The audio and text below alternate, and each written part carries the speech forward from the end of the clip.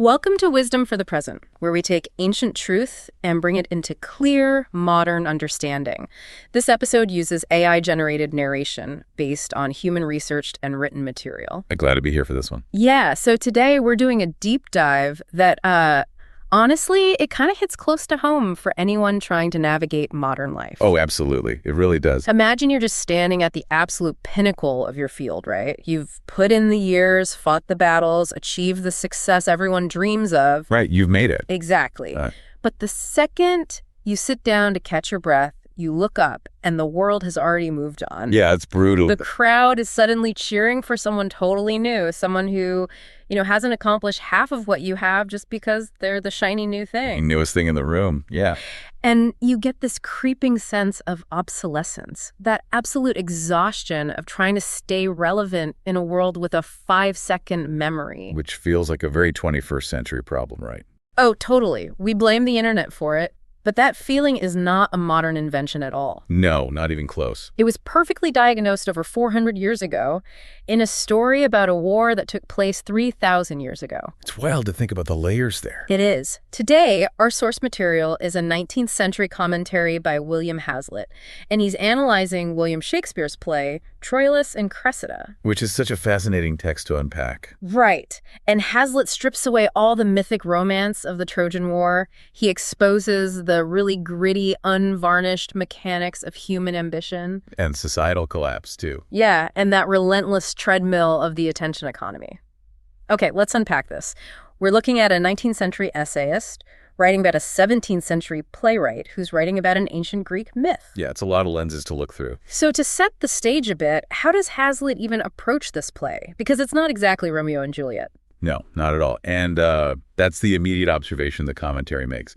Troilus and Cressida is a highly unusual play. Well, Hazlitt actually describes it as loose and desultory. Desultory meaning like kind of rambling. Exactly. It wanders. It doesn't have that tight, propulsive plot like you'd see in Macbeth or Othello. Right. It jumps abruptly. You're on the battlefield, then suddenly you're in the political strategy tents, and then it cuts to these romantic encounters. It sounds a bit scattered.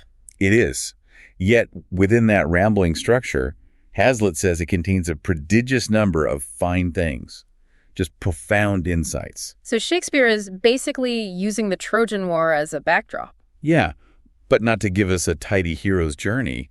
He uses it to dissect the raw anatomy of human motives when systems just start to break down. And the scattered nature of the text actually mirrors the character's psychological state, doesn't it? Oh, perfectly. They're in the 7th year of this grinding, endless war. 7 years of a siege, just exhausting. Right. And the initial glorious motivations have totally evaporated. Yeah, leaving everyone stranded in this murky, cynical reality. Exactly.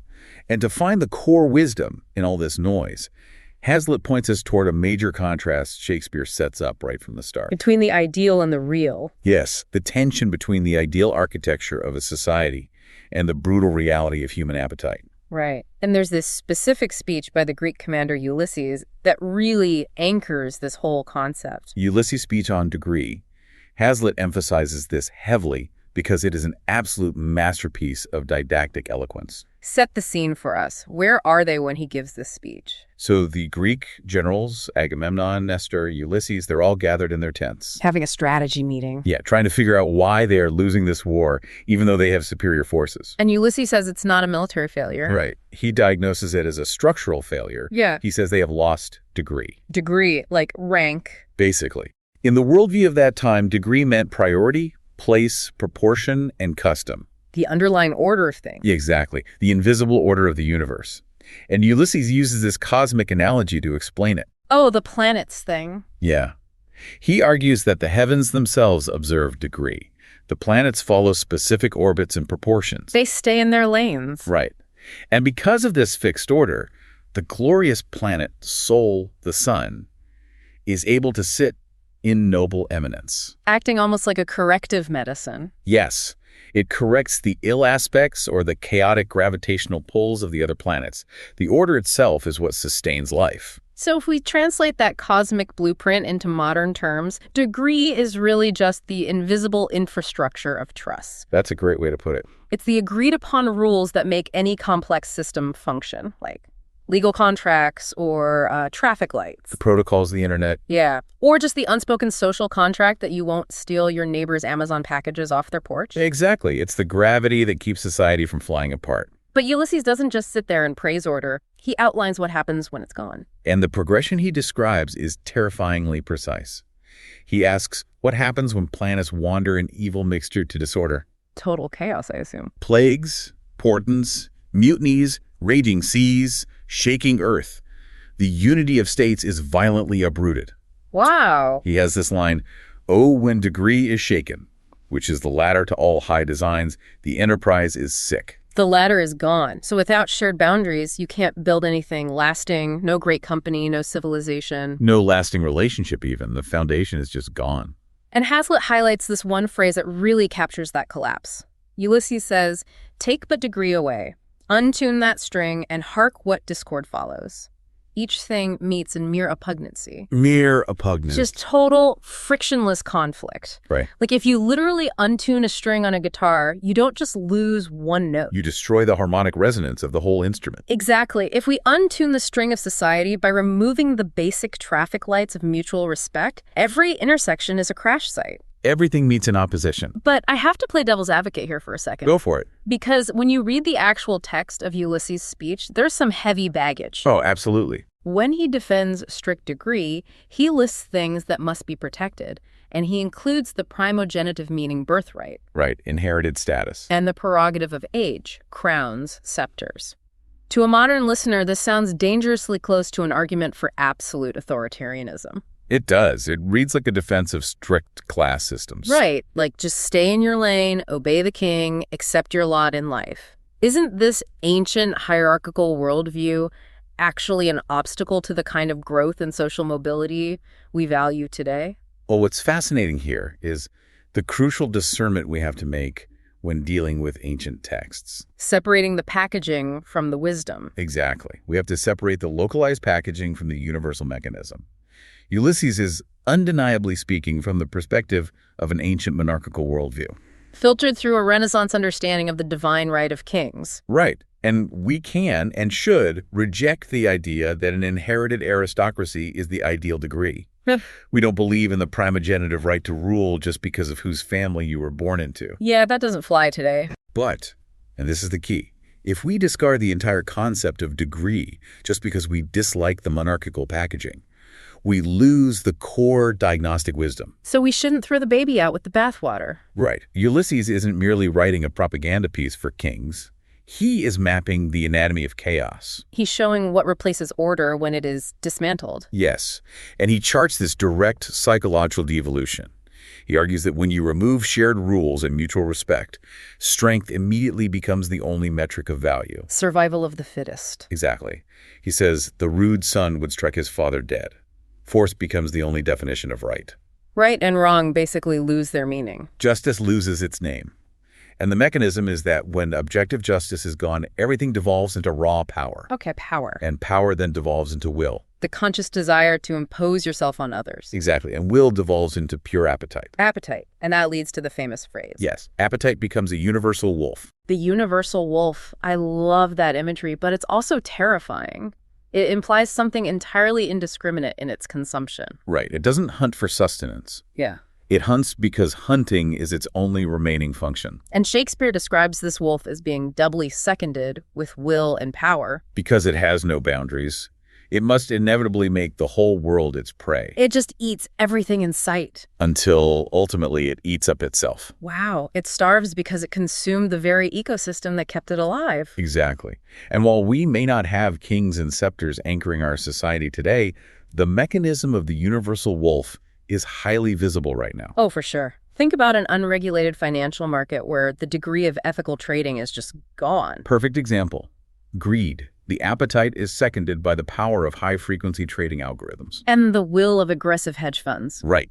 It consumes the market until it causes a massive crash. It effectively eats itself. You see the exact same devolution in toxic corporate cultures, too. Oh, absolutely. A company decides that the only degree that matters is quarterly profit. The unspoken social contract with employees. Loyalty, fair pay, work-life balance. That string gets untuned. And what happens? Management uses its power to enforce its will, driven entirely by the appetite for higher margins. They exploit workers, lay off experienced staff to cut costs, hollow out the product quality. And for a few quarters, the wolf feasts. The stock goes up. Right. But eventually, the talent leaves, the product fails, customers revolt, and the company bankrupts itself. The appetite eats itself. Even on a personal level, look at modern burnout culture. It's essentially people feeding their own universal wolf until there's nothing left. We let our immediate desires, our ego, or our ambition override our personal sense of order. So the real challenge for you listening to this isn't about submitting to a king. It's about identifying the internal traffic lights in your own life. Where are your boundaries? Exactly. When the boundaries of fairness, rest, and mutual respect are removed, what is the appetite that threatens to consume your ecosystem? And that transition from the macro collapse of a society to the micro collapse of the individual is exactly where Hazlitt takes us next. Yeah, let's pivot to that. Because if a society has lost its foundational degree and is operating purely on the restless motion of power and appetite, what happens to the people trapped inside that system? how do you maintain your sense of worth when the ground is constantly shifting? This brings us to this second major philosophical speech in the play. And Hazlitt actually praises this one for having an even greater depth of moral observation than the speech on order. That's a high bar. Who is speaking here? It's Ulysses again, but this time he's approaching Achilles. Achilles, the greatest warrior of the Greeks. Right. But at this point in the story, Achilles has withdrawn from the war. He's sulking in his tent. He's gone on strike. Basically, yeah. He's refusing to fight, essentially resting on his past glories and expecting everyone to just keep bowing to him. He thinks his resume is so impenetrable that he doesn't need to participate in the present reality. Exactly. He assumes his past actions secured him a permanent position at the top. And Ulysses completely dismantles that assumption. With one of the most haunting metaphors in literature. He tells Achilles, "Time hath, my lord, a wallet at his back, wherein he puts alms for oblivion." Time's wallet. That imagery is so bleak. Time isn't a healer here. Time is a beggar carrying a giant sack. And the alms or donations that we put into this sack, those are our past achievements. Ulysses explains that these scraps are good deeds past, which are devoured as fast as they're made, forgot as soon as done. It's a devastating assessment of human memory. Your past achievements, no matter how glorious, are just scraps in the wallet of oblivion. Time just consumes them instantly. Right. Therefore, Ulysses delivers this harsh reality of living in a hyper-competitive system. He says, "Perseverance, dear my lord, keeps honor bright. To have done is to hang quite out of fashion, like a rusty mail in monumental mockery. If you stop moving, you turn into a museum exhibit. A rusty suit of armor. People might point at it, but it has no vital use in the present moment." This entirely upends the traditional idea of honor. In a stable society, honor might be something intrinsic that you earn and keep. But in a society governed by motion and appetite. Honor is a lease you have to renew every single day. And the mechanism Ulysses describes to enforce this is almost claustrophobic. He tells Achilles the path of honor is incredibly narrow. So narrow that only one person can go abreast. Single file only. Right. And if you step aside or even pause to catch your breath, 1,000 suns of emulation are right behind you. Like a tidal wave entering a narrow channel. They rush by and leave you hindmost.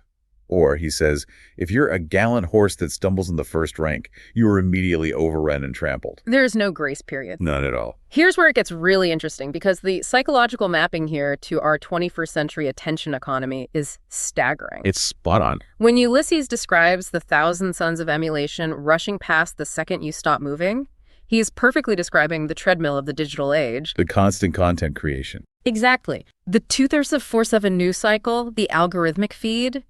If an artist or a writer or a business takes a year off to rest, the algorithm doesn't pause their position. The algorithm tramples them. The entered tide of emulation rushes past, and they're left in the algorithmic dust hanging out of fashion. And Hazlitt highlights how perfectly Shakespeare captures the transactional nature of this environment. Ulysses says, "Time is like a fashionable host that slightly shakes his parting guest by the hand and with his arms outstretched as he would fly, grasps in the comer." We've all been at that networking event. Oh, definitely. You're talking to someone and they're scanning the room over your shoulder. The second a newer, more important person walks in, the host is already extracting their hand from yours. Physically leaning away from you. Yeah, grasping the new arrival. Welcome ever smiles and farewell goes out sighing. The present moment only cares about the present object. And this leads to one of the most famous and honestly most deeply misunderstood lines in all of Shakespeare. Oh, the nature line? Yes. Ulysses boils this relentless fickleness down to a single principle. Hazlitt specifically flags this as a masterstroke of human observation. Ulysses says, "One touch of nature makes the whole world kin." Wait, okay. Usually if we hear nature makes the whole world kin, we assume that means something beautiful. Right, like a greeting card sentiment. Yeah, people use it to imply we are all united by love or brotherhood or a shared connection to the earth. Are you saying the unifying human trait here is actually our shared shallowness? Exactly. Taken out of context, it sounds like a warm affirmation of universal brotherhood. But in the context of this speech, the one touch of nature that makes everyone kin is a shared universal cognitive flaw. And what is the flaw? That everyone, with one consent, praises newborn gods. Shiny new toys, superficial trends. Even if those new things are just remolded from things of the past. Ulysses explains the mechanism of novelty bias perfectly. He says, the present I praises the present object. So he's explaining to Achilles why everyone is suddenly obsessed with Ajax. Right. He's warning him, don't marvel that the Greek army has started worshiping Ajax instead of you. It's not because Ajax is a better warrior. It's just because Ajax is doing things right now. He's trending. Exactly. Things in motion sooner catch the eye than what not stirs. Achilles is sitting still. So the universal kinship of humanity is our biological susceptibility to shiny object syndrome. Yes. We're all equally obsessed with the newest thing. It's amazing to think Shakespeare intuitively understood the dopamine loop of novelty centuries before modern neuroscience even mapped it. He knew we were wired to pay attention to things in motion. Which presents a profound challenge for anyone trying to navigate a career or a public life today. It's a warning against entombing yourself alive. You can't assume your past resume will insulate you. Right. But simultaneously, it exposes the absolute soul-crushing exhaustion of a culture that relies entirely on extrinsic validation. If your worth is determined solely by the present I, you can never rest. You're trapped on a treadmill. Virtue is no longer about the intrinsic goodness of the deed, what Ulysses calls the thing it was, but purely about the remuneration and attention you can extract from the crowd. Which is why we have to constantly audit our lives. Exactly. For you listening, audit where you are seeking remuneration. If you are burning yourself out trying to catch the present eye of your industry, or desperately trying to keep that fashionable host from looking over your shoulder, you are playing a game that is mathematically impossible to win long term. Oblivion's wallet is infinitely deep. The enduring wisdom here is to shift focus back to the actual substance of the work, the intrinsic virtue of the deed, regardless of whether the crowd is currently looking your way. And that distinction between intrinsic virtue and extrinsic performance is a perfect bridge to the next major theme Hazlitt explores. Because we've spent a lot of time in the tents listening to these soaring, highly structured speeches about order and honor. But Hazlitt forces us to ask, how do these lofty ideals actually manifest when it comes time for action? When the rhetoric of the boardroom hits the reality of the battlefield. Exactly. We crash straight into severe cognitive dissonance. Hazlitt draws our attention to the glaring contrast between the beautiful language these leaders use to justify their actions and the incredibly grim, predatory nature of the actions themselves. It raises a fascinating psychological question. Why do human beings so consistently require beautiful language to execute ugly realities? It's the psychology of self-justification. And we see this brilliantly exposed during a debate among the Trojan leadership. They're discussing whether to finally return Helen to the Greeks and end the siege. Right. Troilus, one of the primary characters, argues passionately to keep her. But if you actually analyze his argument, it has almost nothing to do with Helen's humanity or her well-being. No, not at all. He explicitly states that she is a theme of honor and renown, a spur to valiant and magnanimous deeds. She isn't a person to them. She is a branding asset. A casus belli. A justification for war. Troilus openly admits that if it weren't for the abstract glory they are chasing, he wouldn't wish to spend a single drop of Trojan blood in her defense. He is entirely romanticizing the violence. He takes this massive, bloody, exhausting conflict and paints over it with his own personal brand of heroism. It's the philosophy of war as a noble, character-building sport. But Hazlitt emphasizes that Shakespeare refuses to let the audience sit comfortably in that romantic illusion. He sets up Troilus' soaring rhetoric just to completely undercut it. Yes. With the actual physical reality of the war, and the prime example of this is the death of Hector. Hector, he's basically the most noble guy in the play, right? Consistently portrayed as the most honorable and amiable character. Based on the rules of epic storytelling, the audience expects Hector to go out in a glorious, honorable duel. A one-on-one clash of titans with Achilles. Right, something that perfectly embodies those valiant and magnanimous deeds Troilus was talking about. But the mechanism of war doesn't care about the rules of narrative romance. The reality of how Achilles kills Hector is chilling. Hazlitt specifically notes the ferocious coolness of Achilles. Achilles doesn't seek a fair fight. He waits until he finds Hector resting, completely unarmed and vulnerable. Wow. And even then, Achilles doesn't fight him directly. He gathers his personal gang of soldiers, the Myrmidons, and issues a calculated order. He tells them to surround the unarmed Hector and impale him with your weapons roundabout.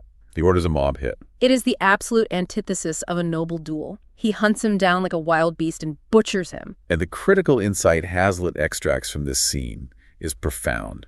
He observes that there is something revolting and terrific in this ferocious coolness, and he argues that nor does the splendor of the achievement reconcile us to the cruelty of the means. That line hits incredibly hard today. The splendor of the achievement does not reconcile us to the cruelty of the means. It really does. Because we live in a culture that is obsessed with the splendor of the achievement. We worship success stories, tech unicorns, political victories, market dominance. We desperately want to believe our heroes are operating with the nobility of Hector. But when you look closely at how massive power is actually accumulated, it often relies on the ferocious coolness of Achilles. Which brings up the question, why do we constantly participate in this cognitive dissonance? Why do we, in modern business, use phrases like strategic restructuring or driving efficiencies when what we are actually doing is firing thousands of people to artificially inflate a quarterly profit margin? We use the language of Troilus because facing the reality of Achilles is deeply uncomfortable. Yeah, nobody wants to be the villain. Hazlitt refers to this as the mixture of barbarity and heroism inherent in the age. Modern readers might resist this dark view. We prefer to think of ourselves as evolved and civilized. Far removed from the brutality of the Trojan War. But the text operates as a mirror. It forces us to confront the massive gap between the didactic eloquence we use in our public relations and the predatory reality of how we execute our goals. It's the vast chasm between a company's mission statement painted on the lobby wall and the actual cutthroat internal emails sent at midnight. So the text asks you to strip away the PR. If you look at your own professional environment, or even your personal ambitions, where might you be utilizing a theme of honor to mask a reality that is fundamentally selfish or harsh? Are you being honest about the mechanics of your own success? Exactly. Or are you dressing up your inner Achilles in the noble rhetoric of Troilus? Achieving that level of self-awareness requires us to dismantle our own internal propaganda. And Shakespeare doesn't limit this unmasking to the battlefield or the boardroom. He applies the exact same skeptical lens to human intimacy. Yes, Hazlitt makes a significant pivot here, moving from the arena of war to matters of the heart, focusing on the namesake characters, Troilus and Cressida. And this is where the analysis becomes a fascinating study in comparative psychology, because Hazlitt compares Shakespeare's versions of these characters to the way they were written by Jeffrey Chaucer, the great medieval poet who tackled the exact same story a couple of centuries earlier. By comparing the two, we get this incredibly sharp look at the anatomy of fickleness and transaction in relationships. Let's look at Pandarus first. Cressida's uncle. The go-tween who sets up the romantic encounter. What's the difference there? Well, Hazlitt points out that in Chaucer's original poem, Pandarus is depicted as a generally friendly, tolerably busy, somewhat officious guy. Just a guy trying to help his friend out. Right. He's a bit of a meddler, but his motives are relatively benign. But Shakespeare's version is entirely different. Hazlitt describes him as a regular knight of the game. He carries a professional stamp. He operates like a cynical broker or a sleazy matchmaker. He isn't interested in the romance. He is interested in the transaction. Exactly. He literally pitches Troilus to Cressida the way a salesman pitches a commodity. He says things like, Paris is dirt to him, and claims the legendary Helen of Troy would pay money just to trade Paris for Troilus. He treats human connection purely as a marketplace of leverage and status. And that transactional environment perfectly sets the stage for the psychological contrast in Cressida herself. This is where it gets really distinct.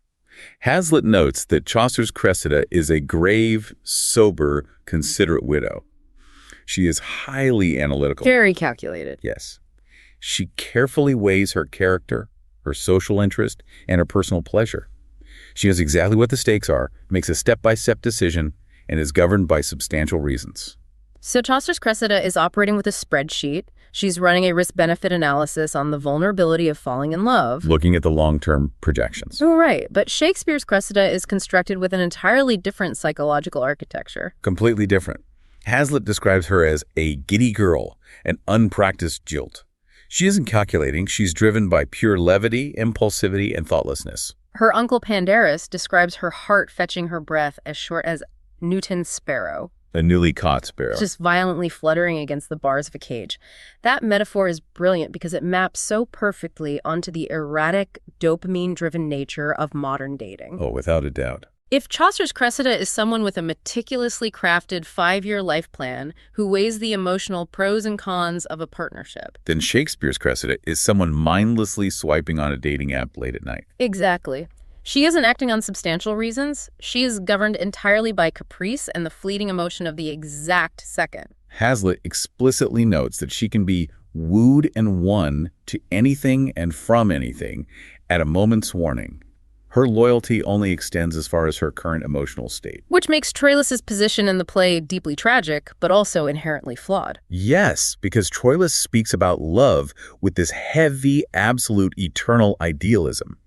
He claims his heart is as true as truth's simplicity. He desires a mind that will renew swifter than blood decays. He expects perfect constancy. But the tragedy is that he is projecting this massive, monolithic idealism onto a sparrow fluttering in the wind. It's a complete mismatch of realities. He's demanding a marble statue of devotion, and he's trying to carve it out of vapor. And this is a mechanism we repeat constantly today. How often do we project our own deeply held ideals onto people, or even jobs that are fundamentally built on fickleness? We fall in love with the idea of a person or the potential of a scenario.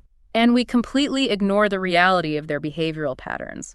In a culture of infinite choices, where the present I praises the present object, genuine commitment requires the grounded, substantial reasoning of a Chaucerian mind combined with actual integrity. Right. If you operate your life or your relationships like Shakespeare's Cressida, living purely in the emotion of the moment, wooed and won at a moment's warning, you will inevitably leave a trail of broken commitments behind you. The enduring wisdom here is to evaluate whether you are making choices based on deep, substantial reasons, or if you are just reacting to a fluttering heart. And the contrast between those two modes of operating actually serves as the perfect transition into Hazlitt's grandest philosophical insight. Yeah, because the difference between the two versions of Cressida isn't merely a stylistic choice regarding characterization. It reflects a fundamental difference in the cognitive architecture of the two writers themselves. Hazlitt shifts from analyzing the characters to analyzing how Chaucer and Shakespeare actually processed reality. And this is where the analysis moves from literary critique into deep cognitive psychology. It provides a blueprint for two entirely different types of genius. Let's look at how he breaks down Chaucer's mind first. Hazlitt argues that Chaucer is the ultimate literalist. His mind is like a sculptor making things tangible. He has a consecutive mind, meaning he arrives at truth through a logical, sequential, step-by-step process. So highly structured. Very. When he develops ideas, he doesn't let them blur together.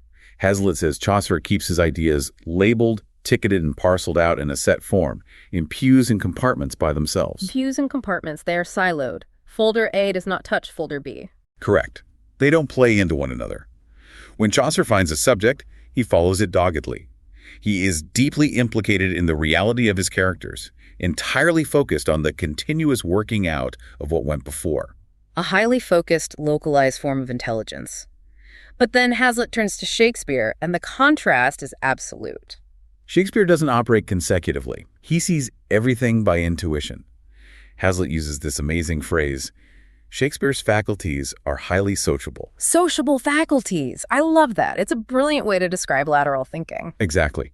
His faculties gossiped and compared notes together. He doesn't commit to a single localized perspective. He trifles, laughs, and weeps indifferently. He doesn't separate the tragic from the comic. For Shakespeare, the web of our lives is of a mingled yarn, good and ill together. He's constantly blending the ludicrous with the stately. While Chaucer is firmly planted on the ground. Shakespeare's muse lifts him off his feet into infinite excursions to the right and the left. So what does this all mean in a modern context? Think of Chaucer's mind like a meticulously organized database or an Excel spreadsheet. Every data point has its specific cell. If you want the data on tragic romance, you go to that specific tab, and it is strictly separated from the tab on political strategy. Right. But Shakespeare's mind operates like a neural network or a wildly chaotic brainstorming session where the boundaries between ideas are entirely porous. A joke about a dewdrop on a lion's mane can suddenly organically cross-pollinate with a thought about military strategy. And produce a profound truth about the nature of time. Hazlitt captures this fluidity with a beautiful metaphor. He says that in Shakespeare's mind, ideas react upon one another as the blower's breath molds the yielding glass. It isn't solid and static. It is fluid, hot, and constantly taking new shapes. Exactly. So practically speaking, why does it matter how two dead writers processed information?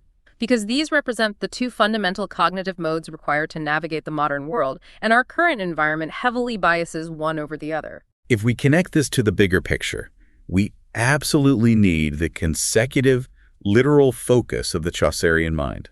That is how reality is built. You need people who can label, ticket, and parcel out tasks. You cannot build a suspension bridge or manage a global logistics chain using mingled yarn. No, you need the rigid pews and compartments of step-by-step logic. However, the challenge of the 21st century is that the problems we face are increasingly complex and interconnected. In an era of constant disruption, the filing cabinet approach isn't enough on its own. If you only have a consecutive mind, you will be blindsided by lateral changes. We desperately need to cultivate Shakespeare's mingled yarn approach. We need the ability to hold contradictory truth simultaneously. To see the ludicrous alongside the tragic without experiencing cognitive failure. The individuals and organizations that thrive in complex environments are the ones whose mental faculties can gossip and compare notes, the ones who can connect disparate ideas to spark genuine innovation, molding reality like yielding glass. It is the difference between specialized intelligence and generalized adaptable intelligence. The great innovators don't stay in their siloed departments. They let the marketing insights gossip with the engineering data. And they allow philosophical questions to cross-pollinate with financial models. Suddenly, by intuition, they see a holistic truth that the step-by-step process missed entirely. So true. If you find yourself stuck on a problem, whether it's a creative block, a strategic dilemma at work, or a conflict in a relationship, audit your cognitive approach. Are you keeping your ideas in rigid pews and compartments? You being too literal. If so, intentionally invite your mental faculties to socialize. Embrace the mingled yarn. Allow the good and the ill to sit next to each other and see what new shapes form when you let the ideas react upon one another. Embracing that fluid, sociable intellect is incredibly powerful. Yeah. But as we bring this analysis to a close, Hazlitt offers one final, highly provocative critique of Shakespeare's genius, and it serves as a profound warning for our current era. It's rare to see a critique of Shakespeare's actual capacity. What is the flaw? Hazlitt argues that Shakespeare's greatest fault was actually a byproduct of his greatest strength. His fault was being full, even to o'erflowing. He gave heaped measure, running over. He had too much. Because his mind was so sociable, because he had so many ideas, so many thronging images, he was sometimes in danger of losing distinction in his thoughts. He couldn't filter. Hazlitt quotes one of Shakespeare's own lines back at him to describe it. As doth a battle, when they charge on heaps, the enemy flying. The imagery is of an army that is so massive, so overwhelmed by its own forward momentum, that the soldiers are literally tripping over each other. The brilliance is so abundant that it tramples its own clarity. It becomes a chaotic heap. The sheer volume of input degrades the distinction of the individual thought. And if that was the defining fault of the greatest mind of the Renaissance, it is undeniably the defining psychological crisis of the modern world. We are living our entire lives in a state of being full, even to o'erflowing.